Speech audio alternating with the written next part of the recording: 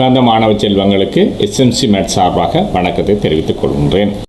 தரம் 9 மாணவர்களுக்கு வணக்கம். இன்றைய தினம் தொன்னமன்னாறு தனு வெளியீட்டத்தால் முதலாம் தவணை பரீட்சையாக நடாத்தப்பட்ட வினாத்தாள் ஒன்றின் ஏ பகுதியில் வினாப்படும் வினாக்களுக்கு எவ்விதம் இலகுவாக விடையளிக்கலாம் என்பதனை இன்றைய தினம் இந்த வீடியோ மூலமாக கற்றுக்கொள்வோம். இனி முதலாவது வினாவை அவதானியுங்கள்.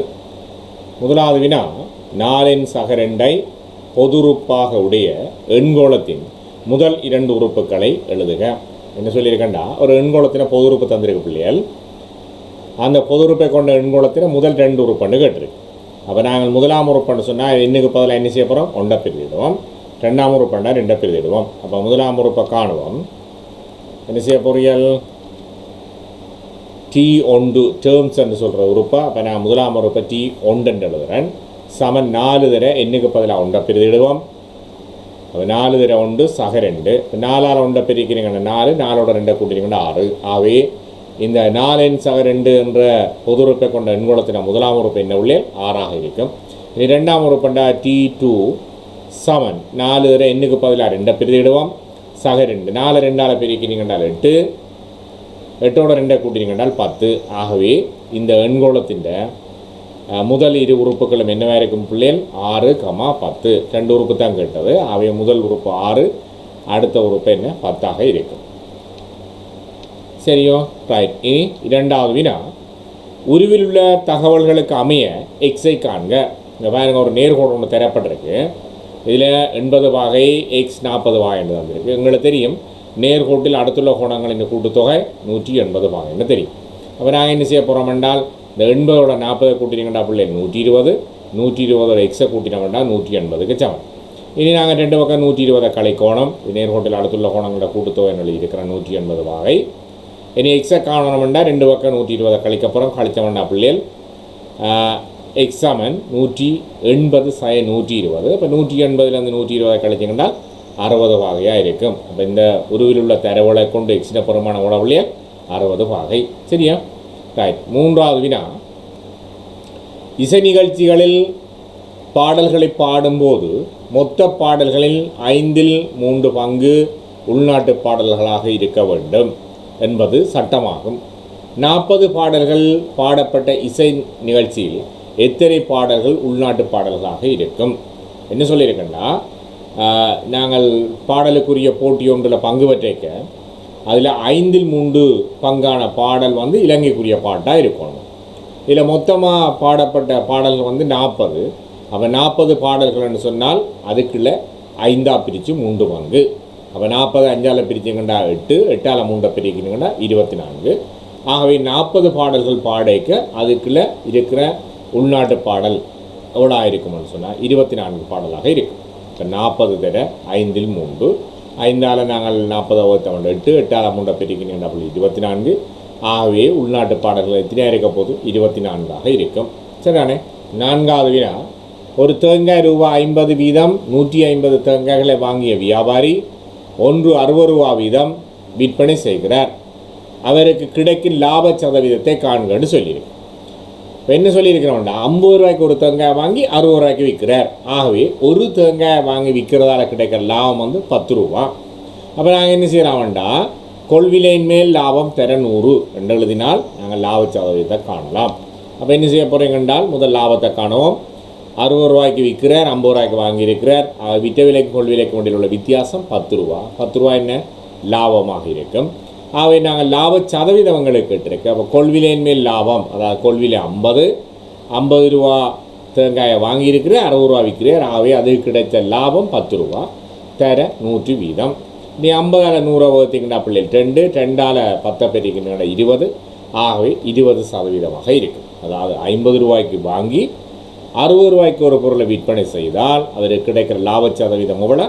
20%. சில உள்ளே என்ன செய்வீங்க என்றால், இந்த 150 50ஆல் பெருக்கி வார தொகையை எடுத்துக்கொண்டு அப்புறம் என்ன செய்ய போகிறீங்க, அந்த 150 தேங்காயை 60ஆல் பெருக்கி வார தொகையில் இருந்து 50 ரூபாயில் 150 பெருக்கி வார தொகையை கழித்து வார வித்தியாசத்தை 50ஆல் 150 பெருக்கி வார மொத்த கொள்விலையின் மேல் லாபத்தை போட்டு 100ஆல் பெருக்குவியல்.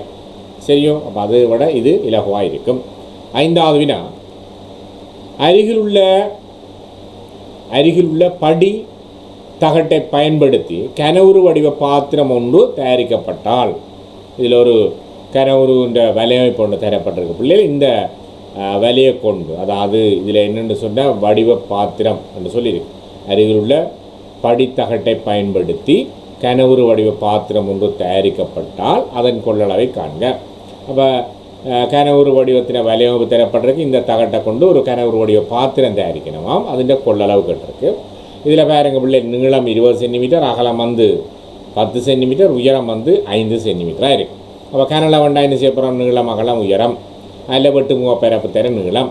அப்போ நாங்கள் இன்னும் இந்த வெட்டு முகத்தை 10 தர 20 குறுக்கு வெட்டு முகப்பரப்புன்னு எடுத்தோம்னா நீளம் அல்ல உயரம் 5. ஆகவே கனளவு 20 தர 10 தர 5. 20ஆல் 5 பெருக்கினீங்கன்றால் 100, 100ஆல் 10 பெருக்கினீங்கன்னா 1000. ஆகவே இந்த கனளை 1000 சென்டிமீட்டர் கனம். எங்களுக்கு 1 சென்டிமீட்டர் கனம் 1 மில்லிலிட்டர்னு தெரியும் பிள்ளைகள். ஆகவே 1000 சென்டிமீட்டர் கனம் எவ்வளோ இருக்க போகுது? 1000 மில்லிலிட்டராக இருக்க போகுது. 1000 மில்லிலிட்டர்ன்ற எவ்வளோ? 1 லிட்டர். அப்போ இந்த கனவுரு வடிவ இந்த பாத்திரத்தின் கொள்ளளவு எவ்வளோ இருக்க போகுதுன்னு சொன்னால் 1 லிட்டராக இருக்கும். சரிதானே? ரைட். 6வது வினா, காரணிப்படுத்துக. AX சக BX சக AY சக BY. இதுக்குள்ள நான் என்ன செய்யலாம்னா, முதல் இந்த 2 தொகுதிகளிலும் இருந்து நாங்கள் எக்ஸை பொது எடுக்கலாம். AXை நான் எக்ஸால் வகுத்தேன்னு சொன்னால் பிள்ளைகள், AXை எக்ஸால் வகுத்திக்கின்ற A சக BXை எக்ஸால் வகுத்திக்கின்ற என்ன வரப்போது B. அப்போ நாங்கள் அடைப்பை மூடுவோம். இந்த 2 தொகுதிகளும் என்னதை பொது எடுக்கலாம்? நான் வைய பொது எடுக்கலாம். அதாவது சக வைய பொது எடுக்கிறேன். AYயை நான் வையால் வகுத்தேன்னு சொன்னால் A சக BYயை நான் வையால் வகுத்தேன் என்ன வரும் பிள்ளைகள்? B வரும். ஆகவே A சக B என்ற கோவையை மேலும் பொது எடுத்து விட்டால் என்ன மிஞ்சும் என்றால் எக்ஸ் சக Y வரும். சரிதானே? A சக B என்ற கோவையை மேலும் பொது எடுத்து விட்டால் எக்ஸ் சக Y என்று வரும். ரைட். இனி 6வது வினாவை பார்த்துட்டோம். 7வது வினா, உருவில் உள்ள தகவல்களுக்கு அமைய எக்ஸை காண்க. இதுக்குள்ள பாருங்க, ஒரு புள்ளியை சுற்றியுள்ள கோணங்கள் தரப்பட்டிருக்கு. புள்ளியை சுற்றியுள்ள கோணங்கள்ட கூட்டுத்தொகைகளை தெரியும் பிள்ளை என்ன 360 பாயிண்ட் படிச்சிருக்கிறோம். ஆகவே இந்த கோணங்களை கூட்டுவோம். 100, 60ஓட 40 கூட்டு 100, ஆகவே 200, 270. 270 சக எக்ஸ் சமனோட 360. காரணம் என்ன?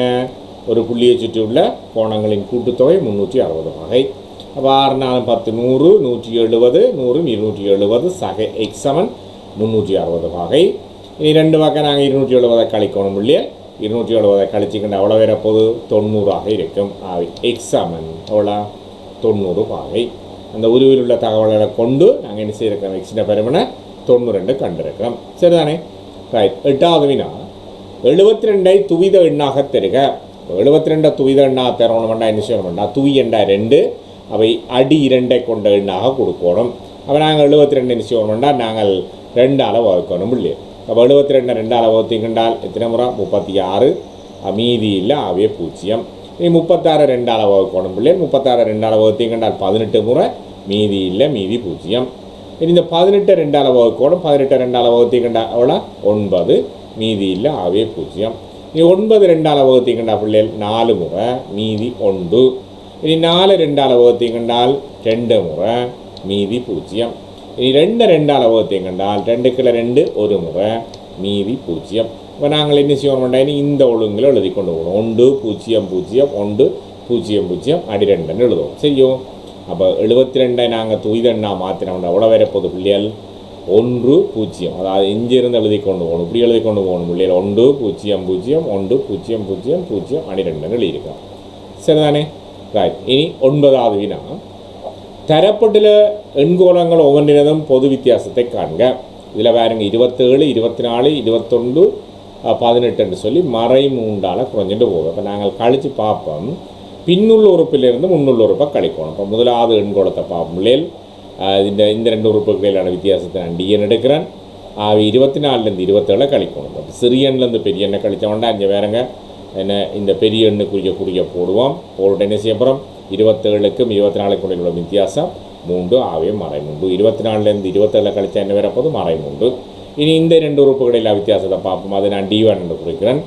21லேருந்து 24 கழிக்கணும். அப்போ 21 24 கழிச்சிங்கன்னா பெரிய எண்ணுக்குரிய போட போகிறோம். என்ன மறை 21க்கு 24 இடையில் வித்தியாசம் உண்டு. ஆகவே இந்த ரெண்டு உறுப்புகளின் இடையில் வித்தியாசம் என்ன மறை உண்டு. அவ்வாறு என்ன செய்ய போகிறோம், இந்த 18க்கும் 22க்கும் இடையில் உள்ள வித்தியாசத்தை காணும். அதை D2 எழுதுகிறேன். 18லேருந்து நான் 21 கழிக்கிறேன். ஆகவே சிறியன்லேருந்து பெரிய எண்ணை கழிக்கிறேன். விடைப்பட்ட வித்தியாசம் 3 என்ன வரும் மறை 3. ரைட். இனி ரெண்டாவது எண்கோளத்தை பார்ப்போம். இதை D என்று குறிக்கிறேன். இந்த ரெண்டு உறுப்புகள் இடையிலான வித்தியாசத்தை காண போகிறோம். மறை 24லேருந்து மறை 27 கழிக்கிறோம். அப்போ மறை 24 கழிக்கிறோம் மறை 27. இந்த மறைக்குறியால் பிரிக்கிற நேர். ஆகவே மறை 24 சக 27. இனி இந்த மாறுபட்ட குறிகளை கொண்ட எண்களை கூட்டைக்க கழிவணும். இதில் எந்த எண்ணுக்குரிய குறி இந்த பெரிய எண்ணுக்குரிய போடும். பெரிய எண் என்ன 27, 27 என்ன நேர். ஆகவே 27க்கும் 24க்கும் இடையில் வித்தியாசம் 3. ஆகவே நேர் 3. ரைட். அடுத்து இந்த ரெண்டு உறுப்புகளில் வித்தியாசம் பார்ப்போம். மறை 21 24 கழிக்கணும். அப்போ இதை D1 என்று குறிக்கிறேன். மறை 21 24 கழிச்சிங்கன்னா இந்த மறைக்குறியாக பிரிக்கிறேன் நேர். ஆகவே மறை 21ஓட நேர் 24 கூட்டிங்க என்ன வரும் இல்லை நேர் 3. அடுத்து இந்த ரெண்டு உறுப்புகளுக்கிடையிலான வித்தியாசத்தை பார்க்க போகிறோம். என்ன D2 குறிக்கிறேன். மறை 18லேருந்து மறை 21 கழிச்சிங்கன்னா பிள்ளைகள் என்ன மறை 18 மறைக்குறியால் பிரிக்கிறேன் நேர்குறி 21. மறை 18ஓட 22 கூட்டினீங்கன்றால் என்னவாக இருக்க போது நேர் 3.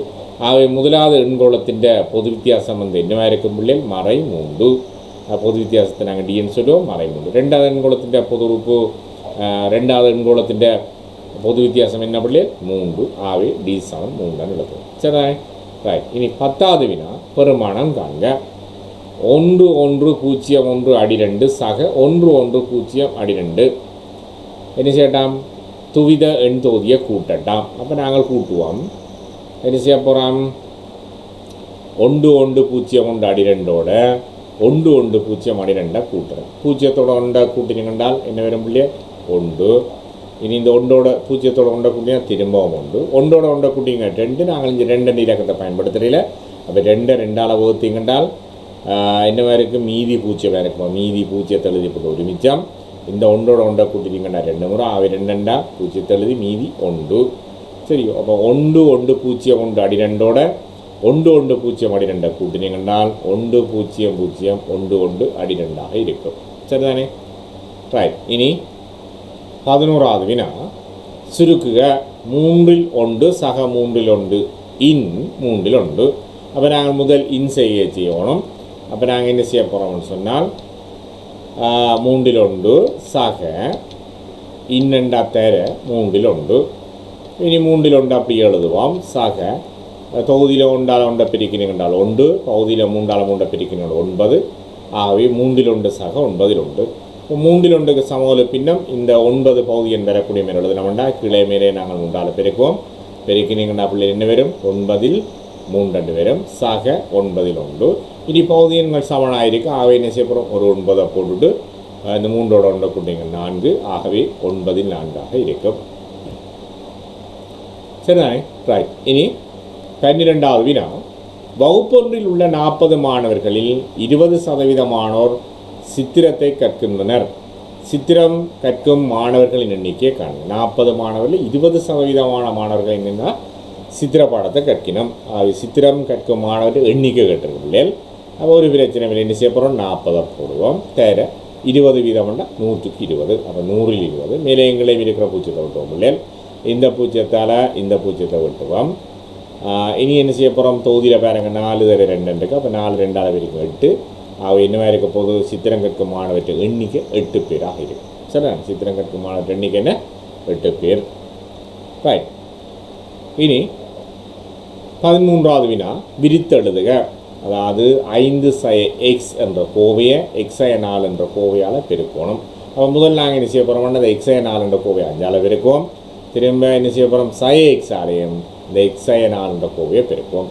அப்போ நான் என்ன செய்ய போகிறோம் 5 போடுறேன்.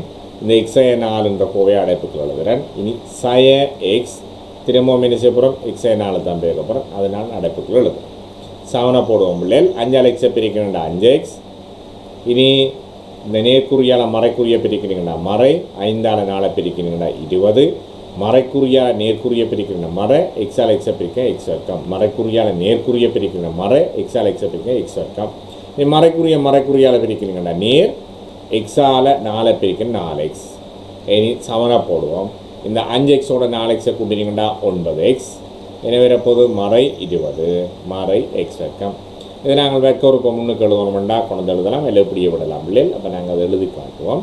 சமன் மறை எக்ஸ் வர்க்கம் சக 9x சய 20. சரிண்ணே, ரைட். இனி 14வது வினா காரணிப்படுத்துக. அதாவது 4a வர்க்கம் சய 49. இதில் வந்து நாங்கள் என்ன செய்யலாம்னா 2 வர்க்கங்களோட வித்தியாசம். இப்போ 4 ஒரு எண்ணின வர்க்கமாக எழுதுவோம். எழுதினா என்ன வேற போது பிள்ளைகள் 2 வர்க்கம் எழுதலாம். a வர்க்கம் இருக்குது. அப்போ நான் 2ஐயும் சேர்த்து 2 முழுவதும் வர்க்கம் எழுதுகிறேன். சய இந்த 49 நாங்கள் 7 வர்க்கம் எழுதலாம். இது பாருங்க 2 முழுவதும் வர்க்கம் சய 7 வர்க்கம். 2 வர்க்கங்களுக்கு இடையிலான வித்தியாசம். அவை நாங்கள் என்ன செய்வோம்னா 2 ஒருக்கா 7 கூட்டுவோம். இனி 2 ஒருக்கா 7 கழிப்போம். 2 வர்க்க வித்தியாசம் என்ன செய்யப்போம், வர்க்கம் தவிர்த்த இந்த உறுப்போடு நாங்கள் இந்த வர்க்கத்தை தவிர்த்து இந்த உறுப்பை கூட்டுவோம். அதையோட இந்த உறுப்பிலேருந்து இவரை கழிப்போம். சரிதானே. இனி 15வது வினா உருவில் உள்ள தகவல்களுக்கு அமைய எக்ஸை காண்க. இதில் பாருங்க, இது ரெண்டும் சமாந்திர கோடு தரப்பட்டது பிள்ளைகள். அவை 80 வகை. இந்த 80 வகை இந்த எக்ஸையும் கூட்டினீங்கன்றால் என்ன நேய கோணங்களோட கூட்டுத்தொகை 180 வகை. அப்போ நாங்கள் எழுதுவோம் 80 வகை சக 80 வகை சக எக்ஸ் சமன் 180 வகை. காரணம் நேய கோணங்களோட கூட்டுத்தொகை நீங்கள் இதில் எழுதணும். நான் அதை குறிப்பிடையில் நீங்கள் எழுதுங்க பிள்ளைகள். 80 கூட்டிங்கன்னா 160 சக எக்ஸ் சமன் 180 வகை. இது 2 பக்கம் 160 கழிப்போம் பிள்ளைகள். கழித்து விட்டிங்கன்னா எக்ஸ் சமன் எவ்வளோ இருக்க போது 20 வகையாக இருக்கும். அப்போ உருவில் உள்ள தகவல்களுக்கு அமைய எக்ஸின் புறமான எவ்வளவு 20 வகை. இனி 16வது வினா தரப்பட்டுள்ள உருவின் சுற்றளவை காண்க. இதில் ஒரு உருவொன்று தரப்பட்டு சுற்றளவு காணட்டால் இது 8 சென்டிமீட்டர்டா பிள்ளைகள். இந்த பக்கம் 8 சென்டிமீட்டராக இருக்கும். அதை குறிக்கிறேன். இது 8 சென்டிமீட்டர், இந்த பக்கம் 8 சென்டிமீட்டராக இருக்கும். அவன் நான் இதில் 8 சென்டிமீட்டர் கொடுக்குறேன். இதில் வேறுங்க இதில் ஒரு கோடு ஒன்று தரப்பட்டு 4 சென்டிமீட்டர் தரப்பட்டிருக்கு. அதே மாதிரியான கோடு 1 2 3 இடத்துல தரப்பட்டிருக்கு. அவை இந்த நீளங்களும் எவ்வளோ இருக்குது 4 சென்டிமீட்டர். அப்போ இவர் 4, இது 4 சென்டிமீட்டர், இவர் 4 சென்டிமீட்டராக இருக்க போகிறோம். இது இவ்வளோ கூட்டி விட்டால் சரி பிள்ளை. அப்போ நாங்கள் கூட்டுவோம். என்ன செய்ய போகிறோம் 8 12 8 திரும்ப என்ன செய்ய போகிறோம் 4 8 12 16 கூட்டுவோம்.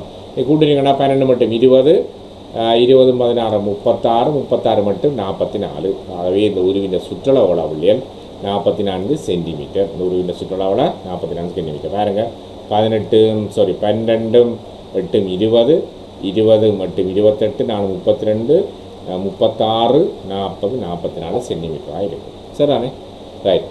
17வது வினா ஆய்வு ஒன்றிற்காக கடந்த மாதத்தில் 10 நாட்கள் பெறப்பட்ட வெப்பநிலை தொடர்பான தகவல்கள் தரப்பட்டுள்ளன. அதிலிருந்து கடந்த மாதத்தின் இடை வெப்பநிலை கேட்டிருக்கு. அந்த இடை வெப்பநிலை என்ன சராசரி வெப்பநிலை. சராசரி வெப்பநிலை என்னென்று காண்றன்னு சொன்னால் 10 நாட்கள் தரப்பட்ட அந்த வெப்பநிலையின் அளவுகளை கூட்டி 10ஆல் வகுக்கணும். அப்போ நாங்கள் முதல் தரவுகளை கூட்டுவோம். இந்த வீட்டுக்கெல்லாம் தரப்பட்ட தொகுதியை கூட்டுவோம். 36 37 38 36 39 40 36 36 37 35 இது முழுவதும் என்ன செய்யணும் 10ஆல் வகுக்கணும். என்ன 10 நாட்கள்னு சொல்லியிருக்க. அப்போ 2 4 6 8 10 நாட்களுக்குரிய வெப்பநிலை ஆகிய 10ஆல் வகுக்கணும். இதை கூட்டுவோம் பிள்ளைகள். கூட்டினீங்கன்னு சொன்னால் அவ்வளோ கூட்டி பாருங்க 370 வருது. இந்த 370 10ஆல் வகுக்க போகிறோம். அப்போ 370 10ஆல் வகுத்தோம்னா மேலே எங்களையும் ஒரு பூச்சியத்தை ஒட்டி விட்ட உள்ள பிள்ளைகள் இது வரைக்கும் மாதத்தின் என்ன 10 நாட்கள் பெறப்பட்ட வெப்பநிலை தொடர்பான தகவல்கள் தரப்பட்டிருக்கு. இந்த 10 நாளுக்குரிய தரவுன்ற இடை வெப்பநிலை என்ன வரைக்கும் 37 பாகையாக இருக்கும். சரிதானே, ரைட். இனி 18வது வினா உருவில் கோணம் ஏஓபி சமன் சிஓடி எனின் சமனான வேறு ஒரு கோணச்சோடியை திரட்டாம். இந்த ஏஓபியும் சிஓடியும் சமன்னு சொல்லியிருக்கு. இப்போ நடுவில் ஒரு கோணம் இருக்குது, பிஓசி இருக்குது. அப்போ நாங்கள் இந்த சமனான 2 கோணங்களோட இந்த பிஓசி என்ற கோணத்தை கூட்டி விடுவோம். அப்போ நாங்கள் ஏஓபி சமன் சிஓடி என்ற எங்களுக்கு தரப்பட்டிருக்கு. இனி இந்த தரப்பட்ட தரவோட என்ன செய்யப்படுறோம் இந்த கோணம் பொது கோணம் பிஓசியை 2 பக்கம் கூட்டுவோம். அப்போ ஏஓபி சக கோணம் பிஓசி சமன் கோணம் சிஓடி சக கோணம் பிஓசி. இது என்ன வரைக்கும் வெளிப்படை உண்மையாக இருக்குது. நீ இந்த ஏஓபியோட பிள்ளைகள் பிஓசி என்ற கோணத்தை கூட்டினீங்கன்னா என்ன வரும் இந்த பெரிய கோணம் வரும் ஏஓசி வரும். அவ்வாறு இந்த சிஓடி என்ற கோணத்தோட பிஓசியை கூட்டினீங்கன்னா பிஓடி என்ற கோணம் வரும். இப்போ நான் இந்த பகுதியை கூட்டினால் AOBயோட BOCயை கூட்டினீங்கன்னா AOC வருகிறது, அதை நான் காட்டியிருக்கிறேன். சமன் இந்த CODயோட BOCயை கூட்டினீங்கன்னா என்ன வரும்? BOD வரும். அப்போ நாங்கள் அதை காட்டுவோம். என்னவா இருக்கும்? தரப்பட்ட தரவில் AOB சமன் COD என்ற ஒரு சோடி தரப்பட்டிருக்கு. இன்னும் ஒரு சோடி எங்களுக்கு எழுத சொல்லியிருக்கு. அந்த சோடி என்ன? கோணம் AOC சமன் கோணம் BOD என்று எழுதியிருக்கோம். சரிதானே? இனி 19வது வினா, x சமன் அரை y சமன் 4 ஆக 4x சக 2yன் பெருமானம் கேட்டிருக்கு. இப்போ எக்ஸ் வந்து அரியன்னு தந்திருக்கு, y சமன் 4 தந்திருக்கு. இப்போ இதுக்குள்ள நாங்கள் பிரதியிடுவோம் பிள்ளை. என்ன செய்ய போகிறோம்? 4 தர எக்ஸுக்கு பதிலாக அரிய போடுறேன், சக 2 தர வைக்கு பதில் என்ன தந்திருக்கு? 4. அது தர 4 எழுதும். இந்த 2ஆல் 4 சுருக்கினீங்கன்னா 2 உள்ளியல், இந்த 2ஆல் 4 பெருக்கின 8. ஆகவே 2 சக 8. இனி 2ஓட 8 கூட்டினீங்கன்னா அவ்வளோ 10. அதாவது எக்ஸ் சமன் அரை y சமன் 4 இருக்க 4x சக 2y என்ற கோவைன்ற பெருமான உள்ளியல் 10 இருக்கும். இனி 20வது வினா, தரப்பட்டுள்ள தெற்காடின் தளத்தில் குறிக்கப்பட்டுள்ள புள்ளிகளின் ஆள்குறிகளை எழுதுக. இதில் ஒரு தெற்காடின் தளம் தரப்பட்டிருக்கு. அதில் A என்ற புள்ளி B என்ற புள்ளியும் தரப்பட்டிருக்கு. அந்த புள்ளினா ஆள்குறு எழுதட்டாம். அப்போ A என்ற புள்ளியை பாருங்க புள்ளியால் என்னவா இருக்குது? எக்ஸ் ஆள்கூறு 2 y ஆள்கூறு 3. எக்ஸ் ஆள்கூறு 2 என்ன? y ஆள்கூறு 3. ஆகவே A இந்த ஆள்கூறு என்ன? 2,3. இன்னொரு புள்ளி தரப்பட்டிருக்க பாருங்க புள்ளிகள் B இந்த ஆள்கூறு என்ன? மறை 2 1. B இந்த ஆள்கூறு என்ன? மறை 2 1. அப்போ நாங்கள் அந்த ஆள்கூட்டையும் எழுதுவோம். இன்றைய தினம் தரம் 9 மாணவர்களுக்கு தொன்னமன்னாறு தனு வெளியீட்டத்தால் வெளியீடு செய்யப்பட்ட வினாத்தாள் ஒன்றின் A பகுதியில் உள்ள 20 வினாக்களுக்கு விதம் இலகுவாக விடையளிக்கலாம் என்பதனை கற்றிருக்கின்றோம். இவ்வாறான பயிற்சி வினாக்களை நீங்கள் செய்வதன் ஊடாக இம்முறை அதாவது 2024 தரம் 9 கற்கும் மாணவர்கள் மாகாண மட்டத்தால் நடத்தப்படுகின்ற முதலாம் தவணை பரீட்சையில் அதிகூடிய புள்ளிகளை பெறக்கூடியதாக இருக்கும். எனவே மீண்டும் நீங்கள் SMC மேட்சுடன் இணைந்திருங்கள். அன்பார்ந்த SMC மாணவ செல்வங்களே, நாங்கள் தற்பொழுது சூம் முறையிலான கற்பித்தல் வகுப்புகளை ஆரம்பித்திருக்கின்றோம். 2024ஆம் ஆண்டு தரம் 8 தரம் 11 வகுப்புகளில் கல்வி கற்கும் மாணவர்களுக்கு வாரத்தில் 2 நாட்கள், அதாவது திங்கள் புதன் ஆகிய 2 தினங்களில் பிற்பகல் 7 மணி தொடக்கம் பிற்பகல் 8 மணி வரை தரம் 8 மாணவர்களுக்கும், பிற்பகல் 8:30 தொடக்கம் பிற்பகல் 9:30 வரை தரம் 11 மாணவர்களுக்கும் நடைபெறுகின்றன. எனவே இவ்வகுப்பில் இணைய விரும்பும் மாணவ செல்வங்கள் எமது வாட்ஸ்அப் இலக்கத்தினூடாக தொடர்பு கொண்டு கட்டணம் செலுத்தும் முறைகளை அறிந்து அவ்விதம் கட்டணங்களை செலுத்தி இணைந்து கொள்ள முடியும். இதுவரை காலமும் SMC மேத்ஸ் யூடியூப் சேனலுக்கு பங்களிப்பு செய்து வரும் மாணவ செல்வங்கள் தொடர்ந்தும் பங்களிப்பை செய்ய வேண்டும். ஏனைய மாணவர்களும் இவ்வீடியோக்களை பார்த்து அதிகம் பயன்பெற நீங்கள் பகிர்ந்து உதவ வேண்டும். மற்றொரு வீடியோவில் உங்களை சந்திக்கும் வரை உங்களிடமிருந்து வணக்கம் கூறி விடைபெற்று செல்லும் உங்கள் ஆசிரியர் K. செல்வா. நன்றி, வணக்கம்.